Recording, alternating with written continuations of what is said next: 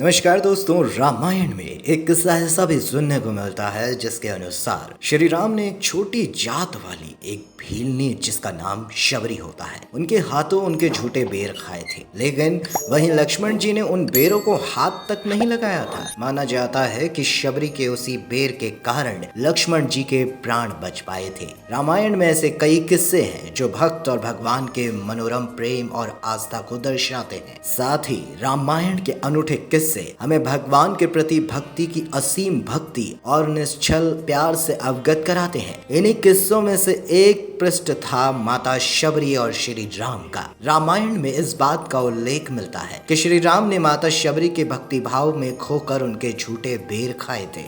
लेकिन गौर करने वाली बात तो यहाँ पे ये है कि लक्ष्मण जी को माता शबरी का श्री राम के प्रति यह भाव भाया नहीं था। इस घटना से वो इतने क्रोधित हो गए थे कि उन्होंने श्री राम की आज्ञा भी न मानी। लक्ष्मण ने श्री राम के प्रति अपने अनुशासित लगाव के कारण माता शबरी के भोले प्रेम भाव को न समझा और श्री राम के कहने के बाद भी शबरी के झूठे बेर नहीं खाए। फिर कैसे शबरी के उसी बेर के कारण लक्ष्मण जी की युद्ध में बची थी जान, आइए जानते हैं। रामायण के अनुसार शबरी माता जब श्री राम को अपने झूठे बेर खिला रही थी, तब श्री राम ने उन बेरों को बड़े ही प्रेम से खाया था और उन बेरों को माता सीता द्वारा बनाए गए अनगिनत मिष्ठानों से भी मीठा बताया था। ये सुन लक्ष्मण जी विचलित हो उठे थे कि उनकी माता समान भाभी की तुलना राम भैया इस वनवासी बुढ़िया से कर रहे हैं।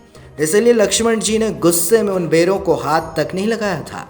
लेकिन जब श्री राम ने लक्ष्मण जी से बेर खाने को कहा तो उन्होंने एक बेर श्री राम के हाथों से लिया और उनकी नजरों से बचाकर इतनी दूर फेंक दिया कि वो बेर द्रोणागिरी पर्वत पर जा गिरा।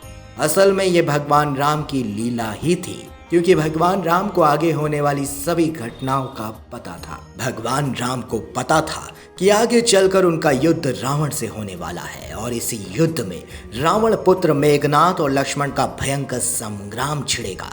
इसलिए उन्होंने लक्ष्मण द्वारा जानबूझकर माता शबरी के बेर को द्रोणागिरी पर्वत पर फेंकवाया था।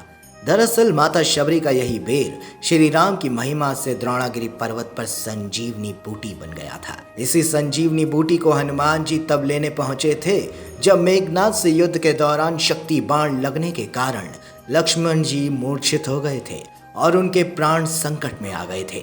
तब हनुमान जी ने द्रोणागिरी पर्वत पर जाकर वहां से संजीवनी बूटी लेकर आए और तभी उस बूटी के कारण लक्ष्मण जी के प्राण बच पाए थे। तभी श्री राम ने लक्ष्मण को इस घटना के माध्यम से प्रेम भक्ति का भाव समझाया और उन्हें प्रेम भक्ति की महिमा बताई। बोलो जय श्री राम।